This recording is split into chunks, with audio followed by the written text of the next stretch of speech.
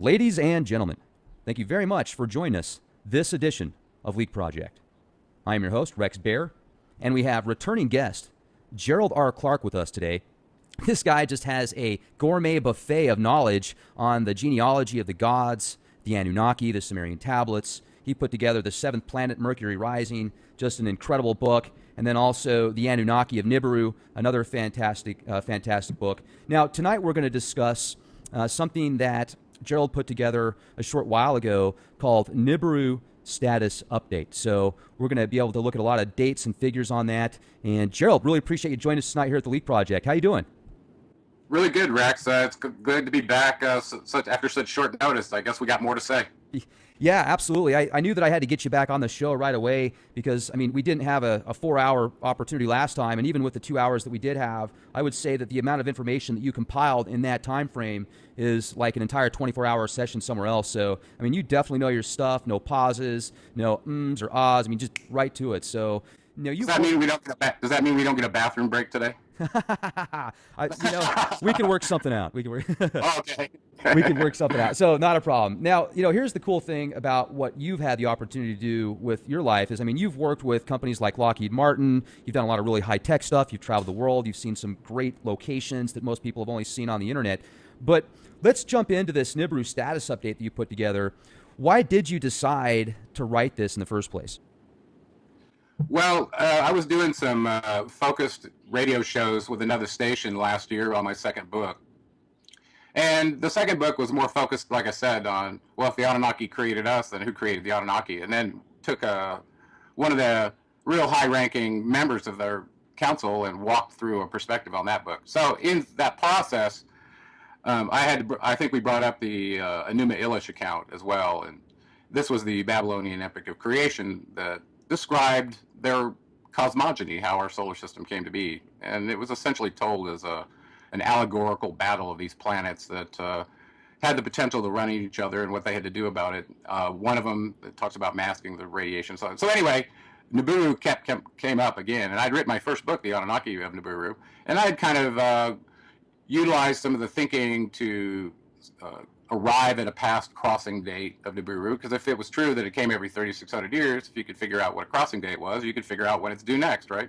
Not that you're going to live your life in fear and go, oh my God, this, let's go watch Melancholia every night. Right. But just from a data standpoint to understand, what the cycle of things are.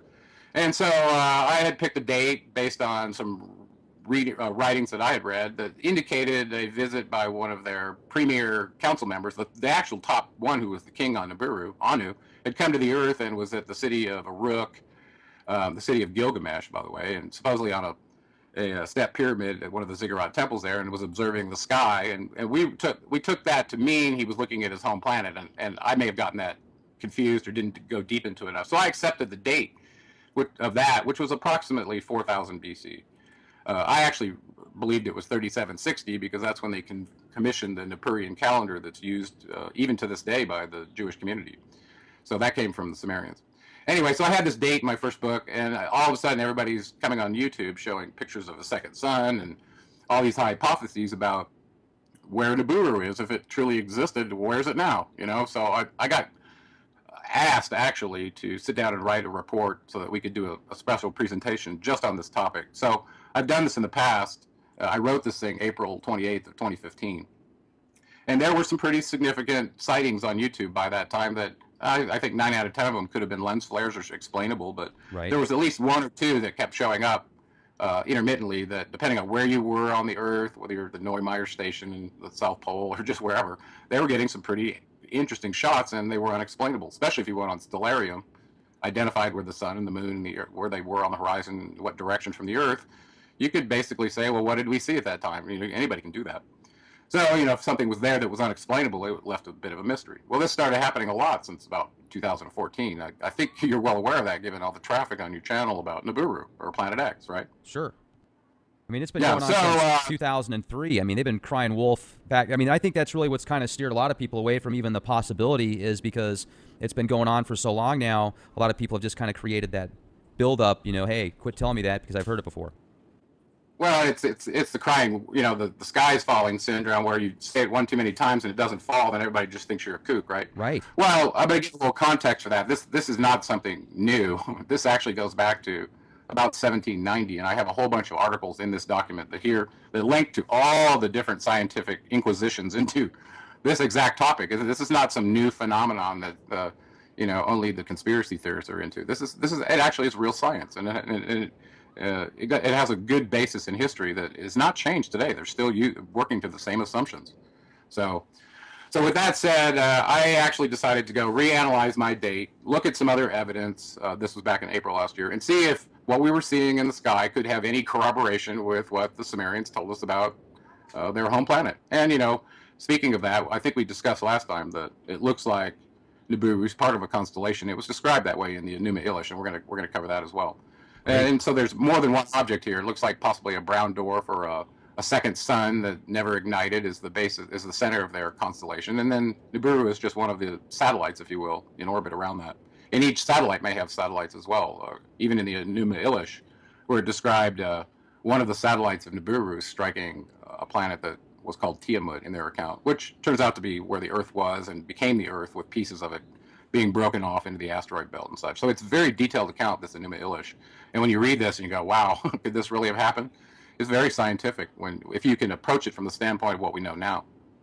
So with that said, I decided to look at some different approaches to getting, number one, is Nibiru real? Number two, if it was real, was it correlated with flood accounts that we have on the planet, which seem to be a lot of them? Because one of the key floods that people seem to correlate the Nibiru passage with is that of the flood of Noah, right? So we didn't get to talk about that one on the first show.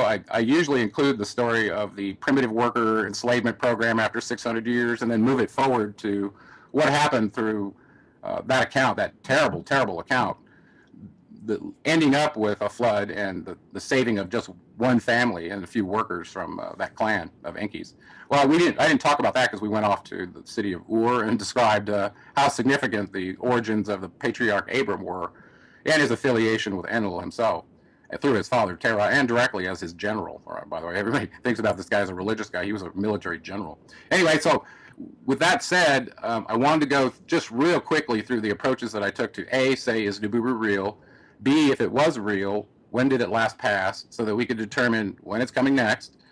That's what everybody wants to know. And then the third thing is I want to say right up front that I am not a fearmonger, and I'm not doing this to cause fear, to lead anybody to do anything other than reckon within themselves how they would deal with this kind of information. I don't care what level of extinction level event comes in.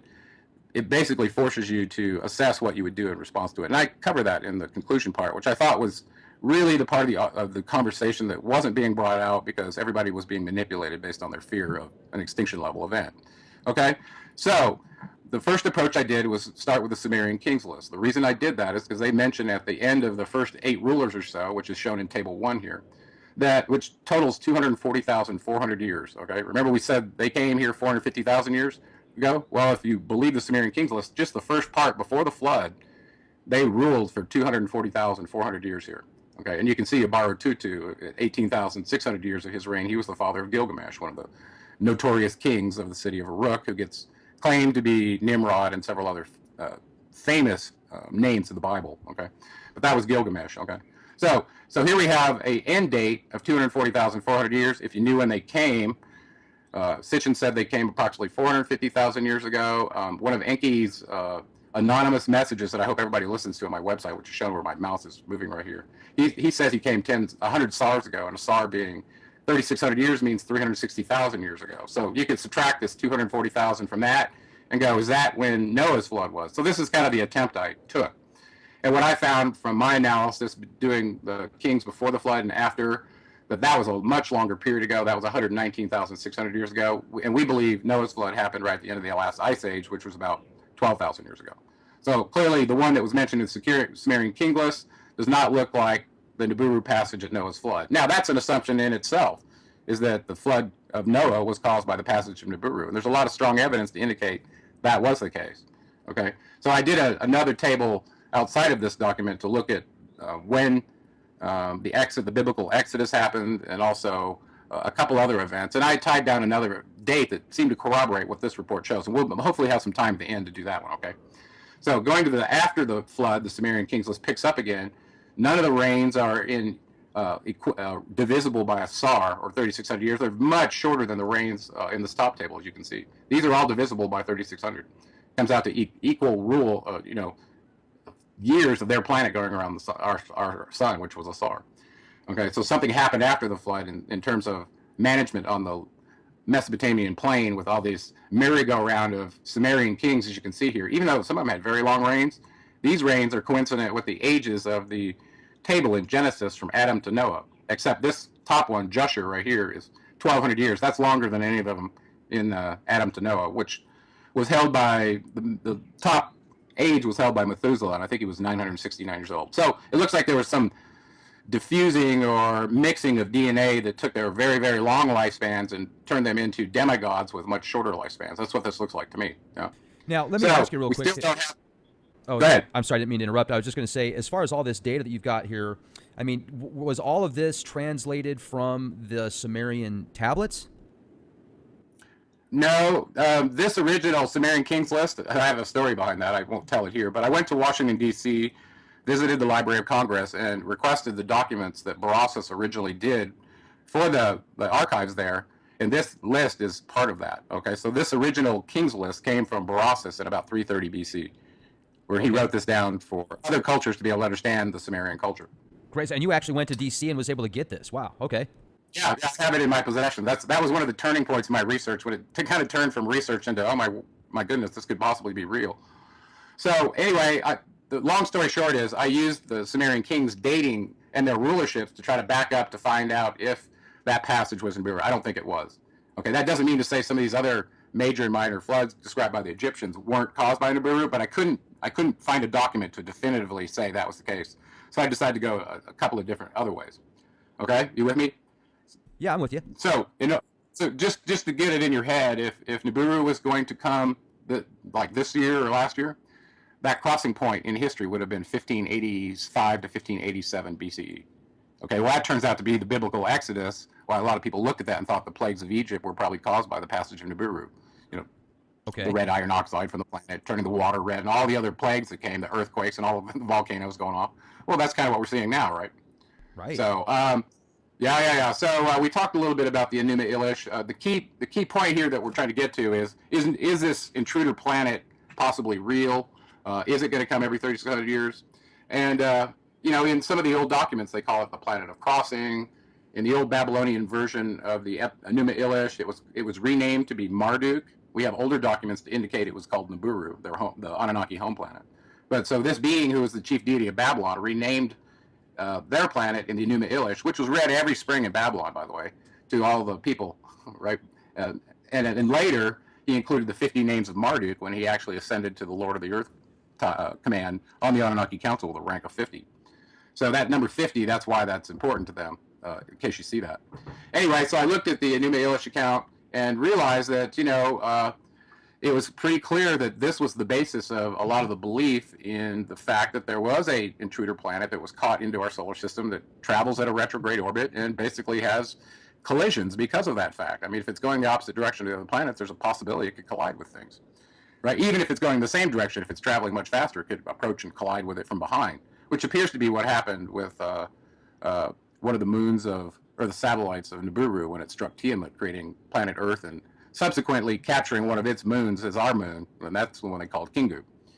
So moving forward, past the Enuma Elish, we basically know that some of the scientists in the astronomical community were aware of the Enuma Elish, in particular Dr. Harrington, which we're going to cover in detail, but they were aware of this intruder planet concept, and were trying to use this as the justification for whatever force was tilting the plane of Neptune and Uranus. And this is the same thing that scientists have been looking for in the astronomical community since, like I said, about 1790. They knew something out there was large enough to cause Neptune and Uranus to get disturbed. It had to be bigger than Neptune and Uranus to do that.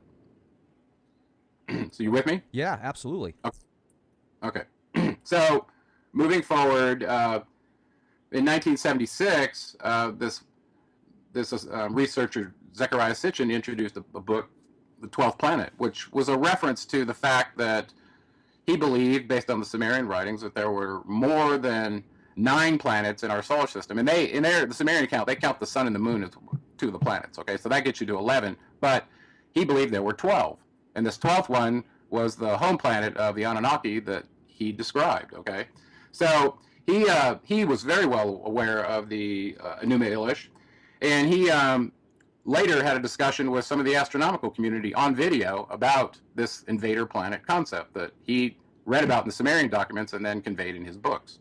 Okay, so I recommend the 12th planet to everyone, and it turns out that the 12th planet was the Anunnaki's home planet, and they counted their planets from the outside in, so they were the last one in, so it would make sense that they would be the 12th one, according to their way of thinking. And the Earth, again, as I noted, would be the 7th planet, and that has a lot to do with why I named my second book The 7th Planet, Mercury Rising. Okay, so let's go down to figure 1 here, VA 243, the Berlin Museum. There's the Honorable Zechariah Sitchin, who it's almost become fashionable to bash, to break another person's cup to make yourself seem more credible. Well, that's how you know you've got a real hero, is somebody that everybody's standing on their shoulders but trying to kick him in the head to push him down while they get on top, right? That's a good point. I hate that kind of behavior. But anyway, here he is holding up the seal. He was so proud of this picture. And you can see where my mouse cursor is pointing right here on the upper left-hand corner. There's some, I don't know, pointed star-looking thing with some little spherical dots that are raised up surrounding it, and they're different sizes in different locations. So according to his writing in the 12th planet, he believed that in this cylinder seal that these orbs represented our solar system, and this was a commemorative seal showing one of the Anunnaki gods seated here holding the plow, commissioning it to one of the primitive workers who's now going to be their farmer and grow their food. And I actually did some decoding on some of the symbols on here, and I've got them put away somewhere, but I'll share them at some other time. But anyway, this was a critical piece of evidence to Zechariah Sitchin about the Anunnaki home planet. If you look also, there's some other little dot right over here that no one really quite knows what is, or it's this one here by its head. So that one is even more mysterious. But anyway, so there have been people that look at this and go, no, based on this, it's not a star, those aren't planets, it's not a sun, and just tear the seal to pieces. I mean, just looking at it from an intuitive standpoint, one would look at this and go, that's clearly a inner sun, a central sun with some spheres going around it. Okay, without even being stupid. I mean, you can see the star. Like, right? I mean, there's a star drawn on the outside. Right. So, and I wrote some names in this report. I'll just do a disclaimer right now that I named some of the people who basically tried to deposition this researcher and discredit all his information by the misinterpretation of this very seal. So it's very controversial for that reason. And that's one of the reasons I decided to go there and bring this up and do a kind of a new look at it. So without further ado, here's another picture of the seal without it tilted to the side. You can see more clearly here. Here's one of the little dots I showed you that has never really been understood what that is. So anyway, the question that comes to mind is, well, if this is our solar system, how could you prove such a thing? Okay, and the key point about it is, if there's correlation with our solar system, what about this other dot that clearly indicates that they believe their planet was part of our solar system now, as depicted in the Enuma Elish? Okay, so somebody did some research, and I gave the link back to it just prior to Figure 2, that basically took a digital shot of these spheres surrounding this central sun, or whatever it is, and then doing a pixel analysis on them to see if they correlated with the diameters of the planets in our solar system that we know.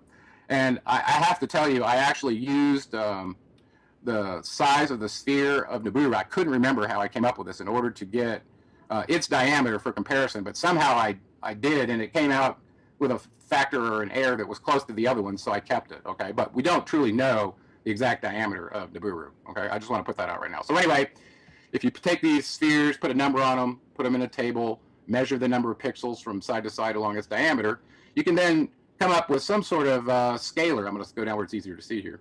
I'm in Figure 6 right now. You can see that with the measured diameter, which is the parameter d, you get these in kilometers, okay? The sun being over 1 million kilometers in diameter, and our Earth being 12,756 kilometers in diameter, okay? Well, the next thing we did is we took the pixel data over at about the first, second, third, fourth, fifth column, which is parameter p, measured the pixels, and then looked to see if there was any correlation between those sizes of those spheres on VA243 with the ones of the known measured values, okay? And if you do it without using any kind of scalars, and you do it logarithmically, or just doing a percent correlation, no logarithms, you come out with 89.98% correlation, which is pretty good. It's not bad, but it's not definitive for a scientific, that these, or it could have been a sloppy artist, right? But there's wiggle room there. And you have to realize these cylinder seals are very precise. When you look at the technology that goes into making a cylinder out of crystal and then rolling it out in reverse image and reverse perspective onto a piece of clay, that's really unbelievable. Okay. So I'm back with you here. I had a little bit of a spill. Sorry, it makes life real, right? Anyway, so what I thought was, you know what? These guys use a number system that wasn't the same as ours. They used a base 60 number system, which we call sexagesimal. So I thought, well, you know, somehow in order to display these planets that are very different in size, you can see that. How would you get them correlated onto a small area on a cylinder seal like that and still be able to see Pluto when the sun is so big, right? Pluto being the smallest one, the sun being so big. Right. This is a real hard scaling problem, right? Think about it. So with that said, I decided to play with logarithms because I knew a linear scale couldn't possibly create a mapping, a transform from one data set to the other. So I played around and I thought, and it just occurred to me to try a logarithmic set that uses the sexagesimal system, which I did. Well, when I did that, and you can see that in column 3 and then column 6, I took the log percent difference of those and then charted that, and it comes out to 99.503%. Unbelievable. So what I'm telling you, the result of this data is, without losing your listeners, is that the data and the images on VA243 exactly correlate to our planet sizes, just as Zacharias Sitchin said, including the sun. So, you know, the fact that he was made to be a liar over this really upset me. So this is part of the reason I went and looked at this to see, okay, so what are we trying to do? We're trying to establish the validity that Nibiru is real before we go find where it could potentially be located, right? Makes Are you sense. with me? Absolutely. Okay, sorry, I was moving around a little bit here. No problem, man. Yeah. So anyway, so that was very conclusive to me, and I don't know that that's ever been refuted. So I'd like to hear it from anybody about that, because it is a very, very significant piece of the puzzle. I mean, that's spot on. So even 90% is phenomenal. phenomenal. Yeah, well, now you realize that, you know, these guys were clever. They had technology. They used mathematics. They understood about scales and dimensions and all kinds of drafting tricks that, you know, we just assumed that we knew. Well, they knew it too. So, okay. So from there, we kind of have established that the Summerian records, and especially the cylinder seals, are quite accurate. So keep that in mind as we go forward, all right? Okay, so here were my conclusions from that. And this document is available on Amazon and on my website for people that want it. I was going to try and make it available for free pretty soon, because I think the data is going to be outdated pretty soon, at least by the end of this year. Okay, so let's go on a little bit farther in time. Let's go from 1976, when Sitchin wrote his book, to the time that he actually met with Dr. Harrington in Washington, D.C. at the United States Naval Observatory. Okay, so we have a video of this, and I have a link to that, which is very, very telling. Okay, we're talking about the head of the United States Naval Observatory, who, by the way, had read Sitchin's book between 1976 when he wrote it and when he actually commissioned Voyager 1, Voyager 2, Pioneer 10, and 11. Okay, these probes looking for stuff out in our solar system. So in 1990, they got together. Harrington and he were basically there to exchange data about what their theories were for this intruding planet and what its effects could have been on Neptune, Uranus, and possibly the inner solar system, which they didn't go into very much. Okay, but in the interview, when you watch it, Harrington, here he is right here. This is a screen shot off of that, August 30th, 1990. I think I said December on your radio show yesterday. I'm sorry. Oh, close. Okay, that's in figure 7. Yeah. Well, he pulls out an orbital chart. This one's been augmented with some later researchers' data, but he pulls out an orbital chart, and you can see right here where he thought Planet X was, this black dot inside the green circle. Okay, he shows this to Sitchin, and Sitchin shows him his, and they confer over this, and the only difference they had was where Harrington thought it was going to be, based on including precession of the equinox from biblical times, right? So he said biblical times, meaning he believed, I think, that the biblical Exodus did coincide with Nibiru's passage. Okay, so there was another kind of point there. But also, notice where it is relative to Pluto. So they drew the orbits of the planets as lines here, not as spheres on a VA-243 cylinder like the Summerians did. This is much easier, by the way. But I don't think he happenstancely picked that dot and said, well, it's right here outside of Pluto. Okay. So also you can see from this chart, it's not completely clear. Up in the upper left-hand corner, you can see Pioneer 10. Okay. Down in the vicinity of Scorpio, you can see Voyager 1. If you look in the area of Sagittarius, you can see Voyager 2.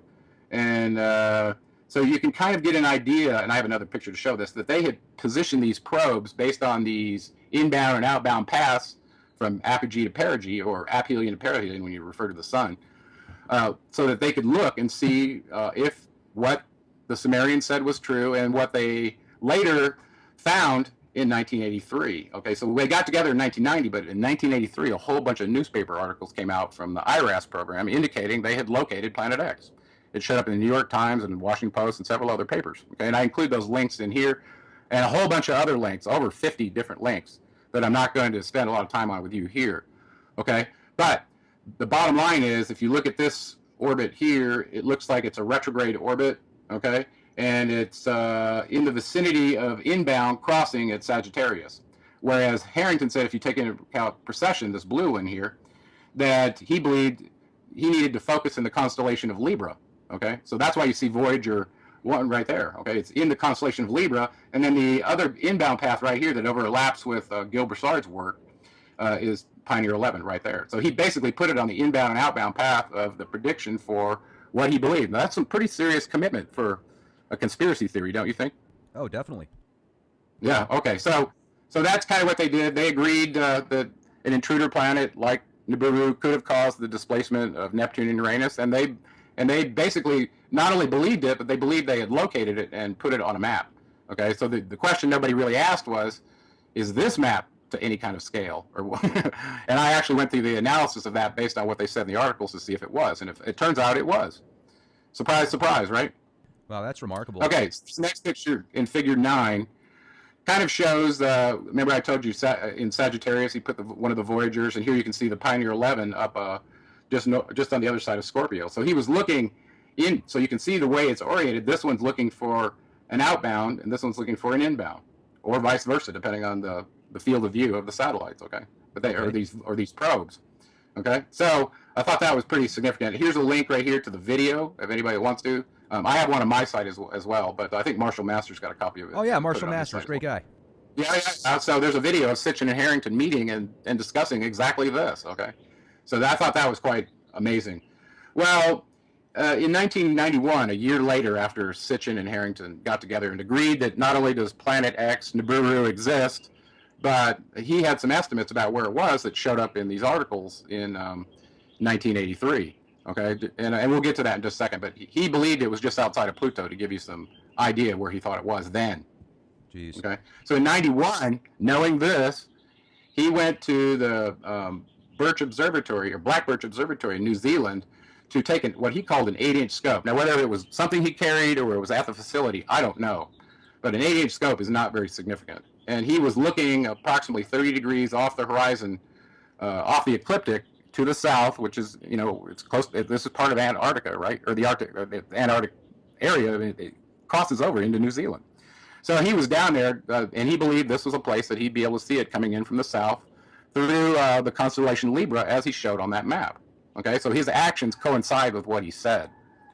Well, make a long story short, he went there, I believe, to get a blink reading from the previous sighting so that he could determine its exact velocity and do all the orbital and ephemeral calculations that an astronomer would do to write papers, right? That's what he was doing. Right. And so he had planned a conference when he came back from there to release his findings, very excited apparently, when he somehow contracted rapid throat cancer and died.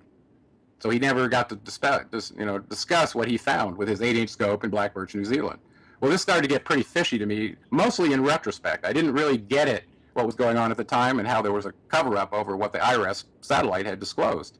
And part of this cover-up came from a guy named Neugebauer. He had differing data significantly than Zechariah Sitchin, and I don't know what role he was playing, but it looks like it was very contrarian. Okay, so by 1993, Dr. Harrington's dead. Tom Van Flanderen, one of his cohorts, is still working on the same kind of research and publishing papers.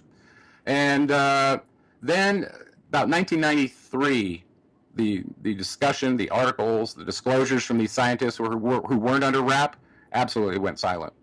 I mean, it was just deadly silent. You could tell there was some sort of cover-up going on, especially in retrospect with an unexplained death, the person sitting on the pulse of the data that was about to disclose it. It was all too suspicious. So we fast-forwarded in time and got to some of these other major claims that were showing up in the papers. We can just real quickly, briefly go through these. Detroit News, January 16th, 1981, 10th planet Pluto's orbit says yes. So actually, Harrington came out and said in the interview with Sitchin that he believed Pluto was actually originally a moon of Neptune that had been stripped off by this intruder planet. He said this in the video. Okay. So yeah, very interesting. Then the next article in Figure 11, you can see this one. Clues get warm in the search for Planet X. So this stuff was out there January 30th, 1981, actually. And in the two articles that started coming out about this time, I wanted to talk about the two players. So Harrington had his opinion and his map, and a guy named Neugebauer had his opinion from the IRS data, and he was kind of a very much insider, had his fingers right on the data, is very much in control of it, as a matter of fact. He said, Nibiru, at the time that they found it in 1981 in this paper, that it was 50 billion miles from the sun, and it wasn't going anywhere, it was stationary. Don't worry, it's not coming in. That's what he said. Where at the same time, Harrington said, no, it looks to me like it's 5 billion miles outside of Pluto. And Pluto is 3.67 billion miles from the sun. So we're talking about less than 9 billion miles from the sun. This constellation sits, and this coincided, by the way, with his diagram he had shown on this orbital chart that he gave to Harrington, or gave to Sitchin. Okay, so I actually looked at that, and I won't go through the math, but I actually did a linear analysis just by doing, if this is to this and this is to that, then how far is this dot from this here dot, right? Okay. And so we knew that 3.67 billion miles from the sun is where Pluto was, so he drew a line for that, so you could actually calculate where he put this dot. It turned out to be 6.6 billion miles away from the sun at the time that he did that. So that very, very significantly differed from what Neugebauer said. Mm-hmm. And at that point, I was like, okay, Neugebauer's still alive, but Harrington died, so something's going on here. Okay, so this is going on and on with these articles coming out, and this was not new, by the way. When I get to the end of this section where I'm disclosing the news, you find out that there were this link right here will give you, I don't know, hundreds of articles that have been going on over Planet X and research since way back when. Okay. So this is absolutely not new. Okay, and some of them are back in the 50s. Okay. So the next thing I did, I'm going to skip all this math here, was I went to a table and started making some assumptions about what these scientists told us scientifically. We were told, and I was very conservative, okay? I was probably overly conservative, but I'll explain where I made up for it. So, number one, Neugebauer told us that the Nibiru complex found by IRS was 50 billion miles from the sun.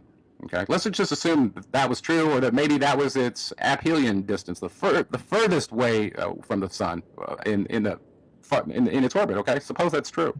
Well, if we started there and knew that what the Summerians told us was true, that it takes 1,800 years to come in, 1,800 years to go out, using distance equals rate times time, you can calculate the rate, and that's what I call the Neugebauer rate. It's not a very accurate rate, but it's an average velocity of how fast it would have to move if it was 50 billion miles away, like he said, to make it into aphelion. And that turns out to be this 27,777. Okay, it actually is a reasonable number. When you get down to how fast it's going per second, it's actually quite low. So I know it's very conservative. Okay, so that being said, I had a couple of assumptions I wanted to do in these Nibiru transit tables. Number one, I said, well, if Nibiru came parallel with Pluto and it was moving at this rate, and this is an average rate, okay, it doesn't take into account the fact that something on a long elliptical orbit travels very slowly at aphelion, and very quickly at perihelion. So when it gets close to the sun, it gets a slingshot effect from gravity and everything else in the inner planets, and it travels much faster than it does when it's further out in its orbit. Does that make sense? Yeah, absolutely. Okay, so that being said, suppose Nibiru came up next to Pluto and was going to come inbound at this rate, how long would it take to get next to the sun? Pretty simple question, right? And there's your 3.67 billion miles in the first column for Pluto. And I then started thinking, well, you know what I need is a scalar. That's what this third column is. That takes into account the slingshot rate of a comet when it comes into the close orbit with the sun. And I've seen numbers that go up to 20 times faster than its average velocity, depending on how close it comes to the sun, its mass and diameter, and there's a whole lot of factors to consider. All right. So that being said, if that was the case, and you started out with a scalar of 1, it wouldn't be here till 2115, and then I'll just jump down to a scalar of 4. If you did that based on where Harrington said it was, approximately 1990 or 1983 in these papers. Okay, you got to fast forward to when he met with Sitchin, which wasn't until 1990. So we're talking about 7 or 8 years difference. So it was still moving, if it was moving at all. Well, if you go to a scalar of 4, you can see from 1983 in the upper right-hand column there, and you add the number of years by dividing this velocity, you would end up with 33 years from that point in 1983, and it would land you here in 2016. Now, this isn't conjecture, okay? This is real science. That's what the numbers say. So then the next question to ask yourself is a velocity of 4 scalar based on this very conservative Neugebauer velocity, is it a good assumption? And I just told you that it could go all the way up to 20, so it's within range, okay? So that's point number 1, okay? So I started to go, wow, there's the number 33. We know how significant that is to the Masons. Oh, yeah. This scalar and puts us into this time frame we're going right now. I'm like, whoo, this might be something here. I'm not sure. Okay, so that was the first attempt I did. The second one, I said, well, okay, let's not go parallel to Pluto. Let's just start where Sitchin's linear chart, his orbital map, says it was when you do this linear analysis. Remember, he said it was 5 billion miles outside of Pluto the first time in 81 or 83 when all the articles came out. Well, later in time, when he met with Sitchin, he showed it on this chart, and it turns out it's 6.6 billion. Well, in a way, what we have here is a blink, where we can calculate the velocity based on the known time that transpired between when we looked at it the first time and the second time. Right? So I haven't done that yet, but I realized that we have that data based on what, if you assume the dot on his chart is to scale, which I believe now it is, because this number is very close to the 8.67 billion miles outside of our sun, with the time elapsed from when he met with Sitchin. So this made sense to me. I'm like, wow, this is he's really putting it out there. This is crazy. So starting with that velocity, very very average velocity, okay, that it was just calculated assuming that what Neugebauer told us from IRAS was the most conservative case, that it was at 50 billion miles, okay? Don't lose track of that. Now, in that case, if it was traveling at that rate, I'd have to go all the way down to a scalar factor of 7. Okay, it's still less than 20, but I'd have to go down to a velocity scalar of 7, which kind of takes away some of the conservative slack I did in coming up with this velocity in the first place. And that puts you here in 2017. So those are the two dates that fall out of here that seem to be the closest ones within our time frame that numerically could make sense. Okay, so I don't want to bore people with this, but all of a sudden I realized that the numbers are showing that based on when this gentleman Harrington saw this thing in 1990 or so, or 91, the last time he was looking for it, till now, it looks like it's absolutely overdue. Right? The only unknown to me is what's the velocity scalar when it comes in close orbit with the sun, because we know it's faster, we just don't know how much faster. And you know, Gerald, what's nice is you're actually giving us some data and some scientific reference points. So instead of making speculations about lens flare or swamp gas or, you know, the possibility of it being Nibiru, I mean, you're looking at, okay, I don't have a whole bunch of pictures to show you, but this is the scientific data, and these are the reference points. So, yeah, you know, actually, after I wrote this report, I think the next day I thought, you know what, I ought to at least make the effort. I don't have the camera equipment or the expertise as a photographer or even an astronomer for that matter to have all that kind of equipment. I used to have a Schmidt-Cass telescope that was really terrific, and I used to play with it a lot. So I had some experience, but I knew that light artifacts can really fool the eye and the camera. With that said, I went out in the morning, shot a sunrise with just a regular camera, a digital camera, knowing that I was going to get lens flares and stuff. And then I did the same thing at sunset that day to see if I could see anything, as the solar radiation dimmed a bit, so you could see if there was anything coming into close perihelion with the sun. And we know it would be coming up underneath from the bottom in the constellation Libra, like Harrington told us. So looking at whatever was coming out of the Antarctic webcams was very significant to me. And speaking of that, I know you've had some guests on that have been looking at, aggregating the different pictures and videos from all around the world, trying to corroborate what's going on with Earth changes relative to what we're seeing in the skies. And I applaud that effort. Actually, I know a lot of people will be lambasted for it. But I don't want to see, people being taken advantage of and being tried to be made fearful of what events are coming in order to, I don't know, have economic gain. Okay, to me, I think that's just terrible. Well, and that's a good It doesn't point. mean You're bringing up yeah, a it good doesn't point. mean there are yeah, it doesn't mean there aren't some scary issues that need to be dealt with at each individual relative to some Earth event changes. But I don't think, from what I've seen, I'm not real pleased about the way it's been done. Okay, so Well, and let's talk with that just for a said, second. Let me jump in here if I can, because a lot of the comments you read on Nibiru, whether you're having just a very proper discussion, don't even bring up doom matters, just saying that there's a possibility there's a planetary body out there. You're going to get comments saying, "Oh, f off! There's nothing there. It's not good. We're not going to die. This is talked about a dozen times and whatever." So I think you're bringing up a good point. And let's say that there is a possibility of an extinction level event. Well, I mean, what can we do about it? Well, let's enjoy the time that we have. Let's spend quality time with the people we care about and take advantage of the opportunities that present themselves instead of putting ourselves in fear and thinking, we got to get an underground bunker or we're going to die or anything like that. I mean, if this is natural, if it's meant to be, it's meant to be. Well, I actually took several pages at the end of this document to discuss, what our options were from a very esoteric level of what we are as a human being. And you'll find this out about me in my second book. I like to understand things at a very deep level. Anyway, getting back on track, speaking of pictures, I did that. And I actually published it on my website right after I did this Nibiru orbital update for another set of audience. I put together like a 15-minute, here's what I saw at sunrise, here's what I saw at sunset. Does this corroborate with what everyone else is seeing? I don't know. It's interesting. I'm learning a lot about my camera. And I learned a lot about how to do different analyses just through this process to shield some radiation without getting different artifacts. And, I'm a very skeptical person. I'm an engineer, so I generally don't accept things very readily.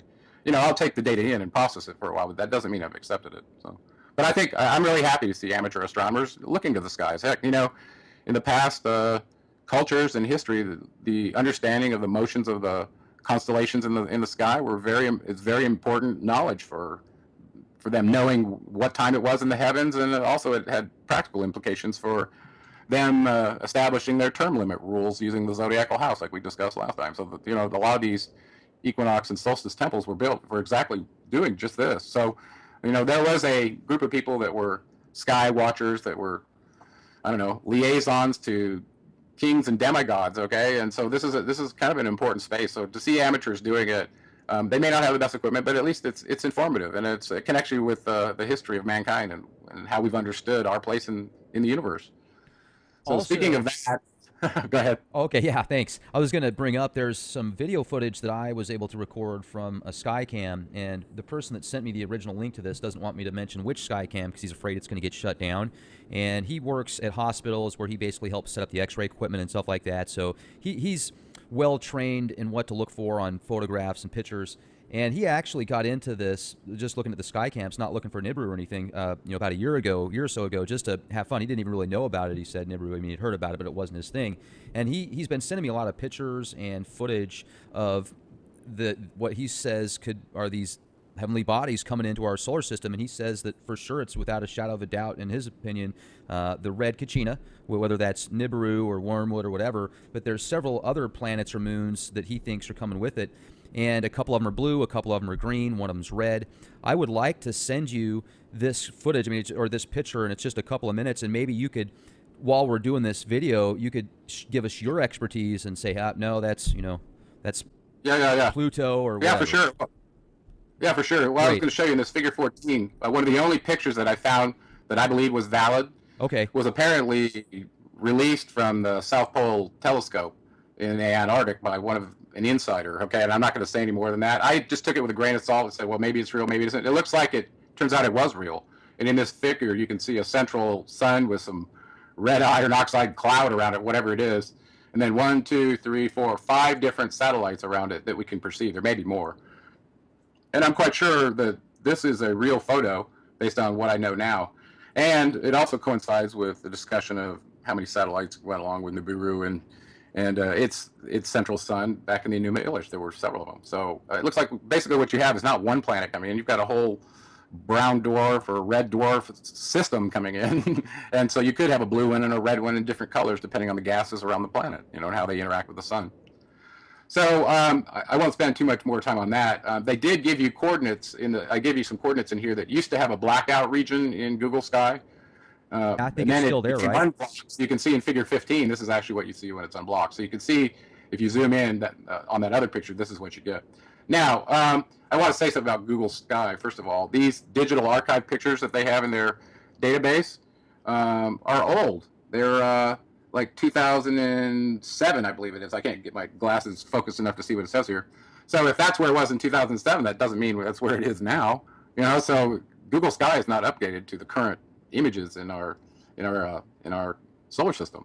While I'm sharing this desktop, I've discussed this a few times. There's a really wonderful anonymous message on my website, and it's on the Seventh Planet tab for my book. We're all the way at the bottom of the page. I'm not going to go over it here, but if you listen to it and read this message here that I actually included from that message in this report, you'll find out the stuff related to Nibiru is quite amazing. And whoever did this had deep insight into the history and the relationships of the Anunnaki with mankind.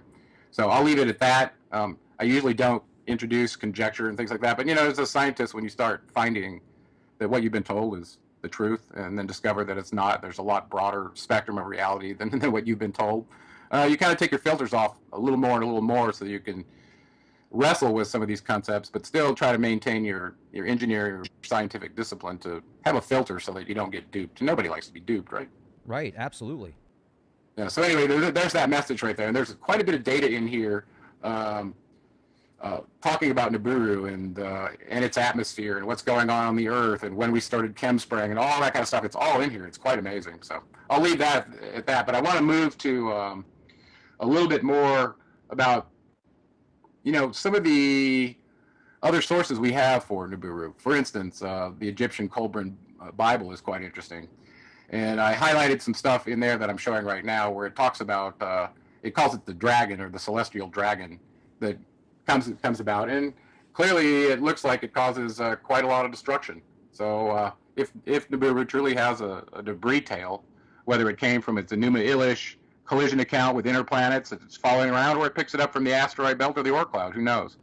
It seems to have a destructive tail that probably looks like a dragon's tail when this constellation gets closer to perihelion with the sun. It would be lighting up a lot of different things. So Right. that's possible. Anyway, so the Kolbrin Bible talks about it. It does call it Nibiru, not Marduk, like I told you before. And it mentions Tiamat and several other the correlations with the Summerian, the Babylonian Epic of Creation, or the Enuma Elish. Okay, which by the way is on display in museums. You can go see it today. So I put that in. They had a picture about it, and basically red. The color red does get associated with Nibiru or its central sun, which probably is a brown dwarf that didn't ignite. It's the kind of one of the theories that have been bouncing around about, is Nibiru lit or is it not lit or whatever. So, and also, and I know you get exposed to this a lot. One of the other sources that's pretty significant for people that are fans of an apocryphal book like Revelations in the Bible, it talks quite a bit about wormwood and the seemingly sequence of bad things that start happening to the earth once it makes its appearance. And you can read this in Revelations for yourself. So it talks about the water changing colors into blood, and the fish and the animals and the vegetation dying, and lots of other things that do seem to correspond with what happened with the biblical plague. So, during the Exodus, which is about 1587 BCE. So if that turns out to be true, then the math that I did in this orbital table corroborates that was a passage point for Nibiru, because that puts you into 2015 or 2016 if you just add 3,600 years. Right. Yeah, so that was pretty significant to me. And there's a lot of speculation about this year having some serious problems. I mean, I think that there was some kind of cryptic message with the Queen's message, about this being the last Christmas possibly, and just weird stuff. But, it's probably another psyop. I heard that. It was very out of character for her to say what she said. And I guess she said the first thing and they had to re-script it, and then she said something else. Of course, I don't know that that's true, but that's what was reported. And that kind of coincided with this strange message that the Pope released, also saying that, enjoy this Christmas, it's going to be your last one. Like, what's going on this year? There were two very short, consecutive, almost occultish releases of information from the Pope and the Queen of England that I thought were really quite odd. And, if you tie all that together with what's going on with a clear push for World War III and the potential that if Nibiru was coming in, the underground bunkers would make a lot of sense, whether it's for a nuclear assault that you caused or whether it's from an actual event from a planet coming in close proximity with the sun, whatever it is, those facilities are really available for people to escape to. I bet you don't have a ticket, do you, Rex? No, man. I'm in it for the ride. I'm gonna go down a Yeah, blaze yeah. of glory, man. Remember the movie 2012 where Woody Harrelson was in a travel trailer Oh yeah. out at was it Yellowstone? Yeah, he was out at Yellowstone looking over the caldera, I think it was. That was And he epic. was in his travel trailer, excited about his mission, sharing it with the people right to the very last minute. And he didn't run and hide in a hole or try to save his carcass. He knew it was an extinction level event, and he faced it in a brave way, I think. Yes, he So, did. but what we're sneaking up on is if we do experience an extinction level event, how are you going to respond? Are you going to immediately, if you knew 6 months in advance, what would you do? If you knew 3 months, if 2 weeks, a day, you do different things based on the time you had to prepare for it, right? So it's kind of like work. The time you spend on something expands, or the work that you do will fill the time you have available to do it. So if you got a short time, you get your work done quickly, right? Right. Yeah, that's a good point. Excuse me. So here's in figure 19, I show a picture of what looks to be some documents that correspond with Marduk's name, the planet Nibiru, and our sun, and this concept of a long dragon or winged serpent that's flying through the sky that is coming near the sun. Well, I think that has a lot to do with the depiction of the Nibiru complex, because they knew that the beings that came to the Earth were from there. So all of a sudden you go, well, was the winged serpent Quetzalcoatl from there? He sure enough was, and I show that in my books, especially in the second one. So, okay, so the next topic I talked about was, well, what corroborating evidence? Okay, so we start out going, is Nibiru real? If so, where is it? And this is a little additional topic in that, well, if it was real, what would people be doing about it to anticipate it if they had time and the knowledge from an IRAS scope in 1983? Or actually it was even earlier than that. It was 81 when they released it. So they had to do it prior to 81. It looked like it was probably in the late 70s. Well, you've got that much time to prepare for something coming in and do analysis on it and keep people in the dark, so that, if you've got the ability to go save your carcass and you don't tell anyone else, then you're going to come out the victor, right? Well, guess what? That's what happened with the Noah story. Exactly the same story. These Anunnaki knew that something was coming that was going to cause a flood. They banded together not to tell the humans, and then they took off into the sky in their aircraft to avoid the calamity, and no one else knew but the ones that got saved, right? Well, we're in the same exact situation, and I think from a Christian standpoint, they believe we're in the days of Noah, and I think this is why. Well, when you find out that Noah was another name for Atrahasis, who was the king of the city of Shrupak and Enki's son, then the whole story makes sense. Okay, so government actions right now are indicative of some prior knowledge of Nibiru. And I went through this quick analysis. You can read this on your own, but basically the bottom line is there's been some significant preparations made such that you can't tell or distinguish whether it's for a nuclear fallout shelter and a continuity of government, or it's because of some extinction level event. They're indistinguishable, and they serve the same function. So, so the idea that some war may be happening that they're causing, and then they escape to a shelter after they've been cordoning off the Earth's resources and trying to, take stronghold control of them before they pop back out of their hole and decide they're going to reestablish a new world order. That actually truly seems to me what's going on, because you have to remember this symbol of a phoenix means that there had to have been destruction first. So this order out of chaos is on their mind, and it has been for a very long time.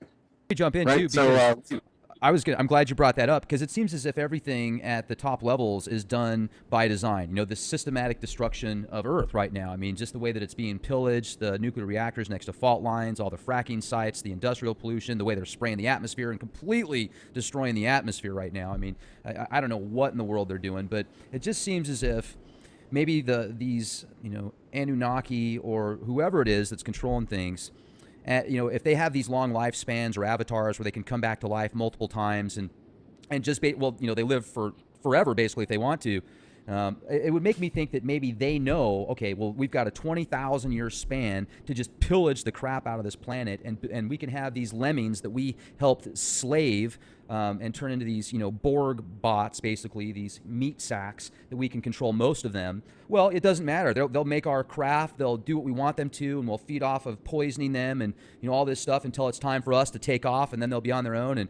then maybe they do that to other planets. I mean, look at Mars, for example. I mean, the 1995 article. Well, yeah, I know. I think a sophisticated race like this has probably been colonizing lots of areas, not just our Earth, and they seem to have a whole boilerplate template when it comes to colonizing a place, how to set up a civilization, what attributes to give to that civilization based on what functions you need out of them. You don't want to make them, able to do, I don't know, galactic star maps and find their way back to you. You don't want to give them too much, right? So it's like this iterative disclosure of technology to serve their needs. And that's, I believe, what's been going on ever since they spawned us. And, we didn't talk about that the last show. All the evidence shows they created us 220,000 years ago. And I hope we can make a few minutes available once we do the conclusion on how to respond to a possible extinction level event to talk about what's recently been discovered about the human DNA. Fantastic. Yeah, so let's talk about Nibiru. Suppose the numbers I put in my table, which I think are very conservative, by the way, are true. And what Harrington, the chief administrator and researcher at the Naval Observatory, what if he was telling the truth? Well, if you do that and you go, okay, well, clearly there's something perturbing the Earth that's causing climate change. We try to blame it on humans because, we're breathing carbon dioxide out and burning fossil fuels. By the way, that's a complete lie. As a matter of fact, oil is not even produced from fossilized material. That's a lie, too. So anyway, if that's the case, and that this constellation's coming in, and historically it has caused some major floods and sometimes other damaging events like we saw in the biblical Exodus and in Revelations, if it truly does that, and beings here that are using us as primitive workers know that, what are we supposed to do? And this, this brings up the issues. This comes up in a couple of movies. In the movie 2012, where you're trying to get your ticket to get to the big barge, that's docked in the mountains in China so you don't get drowned. Right. Or, so that kind of thing. And the movie Melancholia, where it takes these different characters and puts them up against a planet that's going to come in and completely smash the Earth, and there's no survivor chance at all. What are you going to do? How do you act? And this brings up our understanding of who we are and what we are and why we're here and where we're going. It really forces you to go really deep into an introspective place, and it's easy to get caught up in fear if you don't understand who you are, what you're here to do, and where you're going when you leave this place. Because if that's the case, you're gonna be caught up in fear, looking for a bunker to dig a hole in the ground and save your carcass, right? I mean, you would do that if a tree was going to fall on you. You'd get out of the way, wouldn't you? Of course. But this is a distinguishing thing with a possible extinction level event. It doesn't matter where you are on the surface of the planet. You may be able to get underground for a little while and avoid some calamity, but guess what? You got to survive after that. And if the surface isn't survivable from a oxygen standpoint, or maybe cyanide gas comes from the tail of this thing and sticks around for 100 years, who the hell knows? Well, if that happens, you're done. You're done, and you're gonna die in a much more slow, drawn out, probably Mad Max kind of world if you are able to even live that long, under those circumstances. So this brings up some very deep questions. So what does one do? You got two choices really, and it boils down to this: you can try to do things that are motivated by the fear of an impact event that could be an extinction level event. And there's a lot of people that are doing that. They're forming communities, trying to find a cave, cordoning it off, getting guns, and the whole thing. Okay. To me, I just could never get to that place because I don't like to operate from fear. So I decided to go the other route and give this some thought and go, well, what's really happening here? Is this like a Matrix reload for us based on a species? It seems like that's how the Anunnaki treated it the first time during Noah's flood. And then they did a new genetic modification to mess with us some more, right? So we got our functions changed a little bit. Well, what if that same thing is happening now, and that the intention is for us to be in a different functional role, avatar body, different dimension, whatever it is? We don't truly have all the answers to that. But for those who have been playing around with the idea of string theory and multi-universe and looking at the possible ways that we could have been enslaved in this holographic spectrum with limited sensors.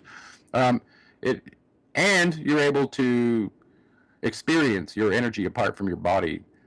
I think that is probably one of the most significant distinguishing things you can do in this life, and to realize that you are eternal. You don't have to believe something or bow down to some authority to realize that. When you do realize that, you know that you'll go on as an avatar indefinitely in some other dimension, or with a body or without one, but your essence is eternal from the source of the creator of all. And once you realize that, then it kind of takes away a lot of the dogmatic constraints for you to deal with that, the reality of your temple, your body, your interface to the electromagnetic spectrum. And I think that's a very important area to be thinking about, because whatever you do in that area is permanent and it continues with you. So whatever you're doing to evolve your soul, your life essence, to take on the attributes of the creator of all, which I describe in my second book, he lays them out for you. The more of that you do, I think it's not that you're trying to escape from this lesson simulator, and sometimes the word ascension is taken that way. I'm saying if you're here and you've got a set of cards to play, why not be all you can be? It's kind of an old army saying, right? Why not get to the highest place that you can be? Because if you don't do it in this dimension, you're probably going to have to do it in the next one, because there's very much a hierarchy of ascension in the elevation of human consciousness all the way back to, and other consciousness of all varieties of beings all the way back to the source. And I truly believe that. So for me, I'm staying on the surface of the planet like you. I'm going to be Woody Harrelson in a travel trailer right up to the last minute, and I'm not going to die in fear. I'm going to do my avatar mission right, no matter what it is, right up to the end. And that's a mindset I want people to have. That, you know, you can spend a lot of time going out and looking at the sky and trying to corroborate and go, is that it? Is that it? Is that it? Well, the fear of death and the anticipation of death is far worse than death itself, because there should be no fear of death when you understand what I just told you about the essence of who and what you are. And, you know, I've had guests on the show. For example, Jason Quitt was on the show the other day, and he is just an amazing guy, and he can remember before he was born. He claims to actually remember picking his mom and going through the tunnel and saying to his mom when he was a little kid, literally, "Hey, Mom, you glad I picked you as a mom?" And she would look at him like, "What?" And he'd be like, yeah. And she'd be like, "Yeah, I'm happy, of course." But she didn't really know why he was saying that. And just really remarkable. And if you think about the opportunities of really where we come from, what we are, and connecting back to source, it's incredible. It seems like the further we get away from source, it's like this polarity. And, you know, hopefully once we find out who we really are, where we certainly came from, that'll allow us as an archetype as a whole to get to the next level. And certainly I feel that these avatars are kind of fun. You know, I mean, this is exciting, but wouldn't it be even cooler to be able to travel the stars like Silver Surfer style or something? Oh, exactly. Hey, one last thing I wanted to get in before we run out of time. I know you've got another show tonight. Yeah. One of the people I've been following for a long time is a geneticist. His name's William Brown, and there are lots of them in the space. But he's kind of an alternative thinker where he'll think outside the box. And I was watching a video one of my fans just sent me recently, and I've mentioned his name on radio at least 3 or 4 times, asking if there couldn't, you know, how close are we getting to looking at human DNA to see if there was an intervention event by an ancient astronaut theory, like it shows up on the History Channel, you know, and in the Summerian documents, and on and on and on. So just recently, so today I watched this one, and he believes that he has found within the quote-unquote junk DNA one of the markers that distinguishes humans from apes. And the thing is, this marker is in apes, but it's not active, but it's in humans and is active. Well, okay, so you can zero in on that and go, okay, well, when did that happen? How come we didn't have why don't we see an evolutionary jump, according to Darwin, in between, you know, the bipedal ape and monkey population in humans, even though we share a lot of the same proteins that they do in our DNA. So he actually did some analysis, and the thing that really caught my attention was that when he first went into his discipline, he was of the opinion that he wanted to understand how to design with DNA to create a new species. So he had this predisposition mindset to be able to look at DNA from that standpoint.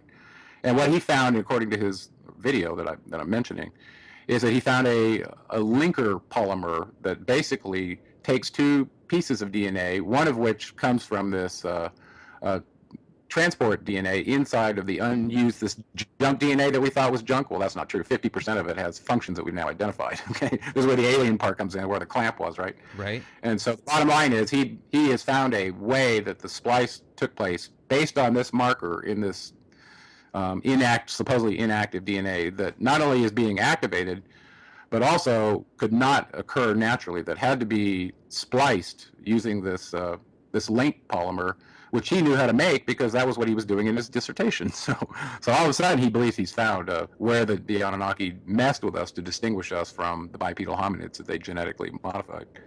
And you know it'll be even better when we are able to learn how to like add little strands or something, and give us like the opportunity to have more psychic abilities, physical abilities, eat less, lift more, run faster, and then hit that gene to where they can actually give us infinite life if we choose to want to live in a physical shell here for however long we choose. Yeah, well, I go really deep in my second book about energy and matter and longevity and all these other concepts. Even in the Egyptian documents and from Thoth's writings, they were going into some sort of stasis state, leaving their body, entering other bodies, rejuvenating their avatar bodies for up to 1,000 years.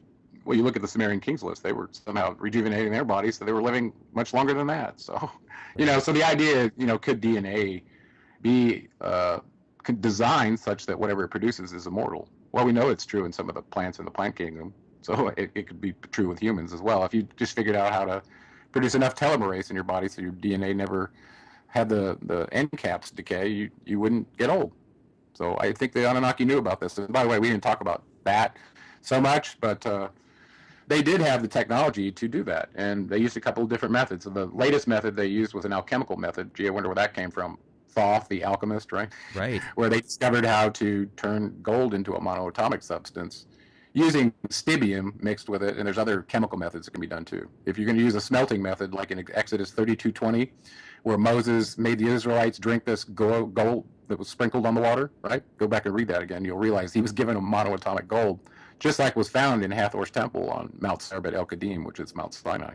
Okay, so Enlil was there and had his little encounter with Moses, and Aaron fashioned this bull in Exodus 32:20, and the bull symbol is very significant. We won't go into that, but what they did, they were trying to imitate what the gods were doing to prolong their life, eating these wafer-sized conical bread cakes made of a talcum-like powder as a byproduct of smelting gold with the earth element stibium. So if you do that, apparently this has not only superconductor effects in your body in terms of your electrical system and your neural activity, but it also affects the pineal gland, which we know based on Dr. Strassman's work that it could, if it was energetically triggered, it can produce dimethyltryptamine, which they believe could be the spirit molecule that puts you on a wavelength or a frequency, however it's done, such that you're on the thought channel of the Anunnaki themselves or other beings as well. So DMT is kind of trippy that way. So anybody who hasn't read DMT, The Spirit Molecule by Dr. Strassman, I recommend it. Well, I've heard of several people that have taken that, and they say it's like they swear they met an alien or something. I mean, it was just amazing. So, Well, that's what he points out in his book. He actually got a permit from the FDA to go give, or some health clinic, whatever regulations there are in the government on this kind of stuff, a class 1 drug. He was giving them a DMT directly, and then analyzing, how close this spiritual experience was to what's been reported by mystics and so on and so forth. So it's kind of a neat book from that standpoint. But in the chakra tradition from the Hindus and in the Indian tradition, that if you get this energy in your body from your tailbone all the way to the top of your head working right, human antenna tuned right, it activates what they call the crown chakra, which is your seventh chakra, the one top of your head, that coincides to the pineal gland. Now, a lot of times there's confusion about the pituitary gland. That's the one at your third eye, right between your eyes. Okay, so the pineal gland is the one we're talking about. So that's a very interesting finding as well. So going back to this Nibiru inbound issue, I think if you can do what Thoth tells you to do, which, by the way, when you read his writings, you'll realize the adult version of the parables he told in the New Testament. I believe it's the same being, even though his words were taken and the persona of who he was changed. But there truly was a being who dispensed an energy frequency to the humans so that they could take a song, do their ganglion power, wake up their kundalini energy, and be on the frequency that the Anunnaki were on. And I truly think that's why Enki designed us the way he did, is that at some point in the future that was going to be allowed, and he had that planned. And I think it's happening now, don't you? I certainly wonder, and I'm glad that you've broke down all these different names and going all the way back to what could very well be, the creation of human as we know it. I mean, it's just amazing stuff. I certainly hope we can have you on the show again sometime. Maybe we can make this a regular thing, man, because every time we've got you on the Leak Project, you just bring a bounty of intel, and it's always a pleasure, Gerald. I really appreciate it.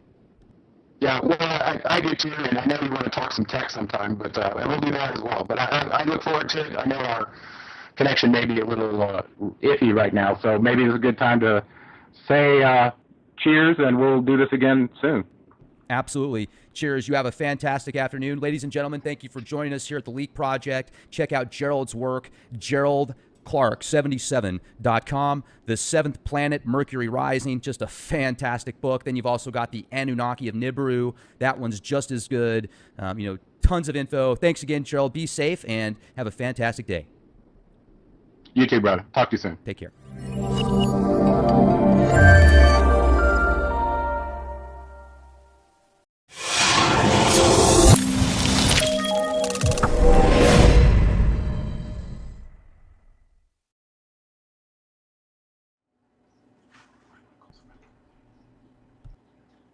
Ladies and gentlemen, thank you very much for joining us this edition of Leak Project. I'm your host, Rex Bear, and we have returning guest Gerald R. Clark with us today. This guy just has a gourmet buffet of knowledge on the genealogy of the gods, the Anunnaki, the Summerian tablets. He put together the Seventh Planet, Mercury Rising, just an incredible book, and then also the Anunnaki of Nibiru, another fantastic book. Now, tonight we're going to discuss something that Gerald put together a short while ago called Nibiru Status Update. So we're going to be able to look at a lot of dates and figures on that. And Gerald, really appreciate you joining us tonight here at the Leak Project. How you doing? Really good, Rex. It's good to be back after such short notice. I guess we got more to say. Yeah, absolutely. I knew that I had to get you back on the show right away because, I mean, we didn't have a 4-hour opportunity last time. And even with the 2 hours that we did have, I would say that the amount of information that you compiled in that time frame is like an entire 24-hour session somewhere else. So, I mean, you definitely know your stuff. No pauses, no ums or ahs. I mean, just right to it. So, does that mean we don't get a bathroom break today? We can work something out. We can work. Okay. We can work something out. So not a problem. Now, here's the cool thing about what you've had the opportunity to do with your life is, I mean, you've worked with companies like Lockheed Martin. You've done a lot of really high-tech stuff. You've traveled the world. You've seen some great locations that most people have only seen on the internet. But let's jump into this Nibiru status update that you put together. Why did you decide to write this in the first place? Well, I was doing some focused radio shows with another station last year on my second book. And the second book was more focused, like I said, on, well, if the Anunnaki created us, then who created the Anunnaki? And then took one of the real high-ranking members of their council and walked through a perspective on that book. So in that process, I think we brought up the Enuma Elish account as well. And this was the Babylonian epic of creation that described their cosmogony, how our solar system came to be. And it was essentially told as an allegorical battle of these planets that had the potential to run each other and what they had to do about it. One of them talks about masking the radiation. So anyway, Nibiru came up again, and I'd written my first book, The Anunnaki of Nibiru, and I had kind of utilized some of the thinking to arrive at a past crossing date of Nibiru, because if it was true that it came every 3,600 years, if you could figure out what a crossing date was, you could figure out when it's due next, right? Not that you're going to live your life in fear and go, oh my God, this thing, let's go watch Melancholia every night. Right. But just from a data standpoint to understand, what the cycle of things are. And so I had picked a date based on some writings that I had read that indicated a visit by one of their premier council members, the actual top one, who was the king on Nibiru, Anu, had come to the earth and was at the city of Uruk, the city of Gilgamesh, by the way, and supposedly on a step pyramid at one of the ziggurat temples there, and was observing the sky. And we took that to mean he was looking at his home planet, and I may have gotten that confused or didn't go deep into it enough. So I accepted the date of that, which was approximately 4000 BC. I actually believed it was 3760 because that's when they commissioned the Nibiruan calendar that's used even to this day by the Jewish community. So that came from the Summerians. Anyway, so I had this date in my first book, and all of a sudden everybody's coming on YouTube showing pictures of a second sun and all these hypotheses about where Nibiru is, if it truly existed, where is it now?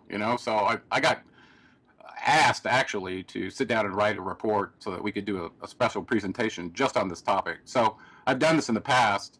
I wrote this thing April 28th of 2015. And there were some pretty significant sightings on YouTube by that time that I think 9 out of 10 of them could have been lens flares or explainable, but Right. there was at least 1 or 2 that kept showing up intermittently, that depending on where you were on the Earth, whether you're at the Neumayer station in the South Pole or just wherever, they were getting some pretty interesting shots, and they were unexplainable, especially if you went on Stellarium, identified where the sun and the moon and where they were on the horizon, what direction from the Earth. You could basically say, well, what did we see at that time? Anybody can do that. So, if something was there that was unexplainable, it left a bit of a mystery. Well, this started happening a lot since about 2014. I think you're well aware of that, given all the traffic on your channel about Nibiru or Planet X, right? Sure. I mean, it's been going on since 2003. I mean, they've been crying wolf back. I mean, I think that's really what's kind of steered a lot of people away from even the possibility, is because it's been going on for so long now. A lot of people have just kind of created that build up, hey, quit telling me that because I've heard it before. Well, it's the crying, the sky's falling syndrome, where you say it one too many times and it doesn't fall, then everybody just thinks you're a kook, right? Right. Well, I'm going to give a little context for that. This is not something new.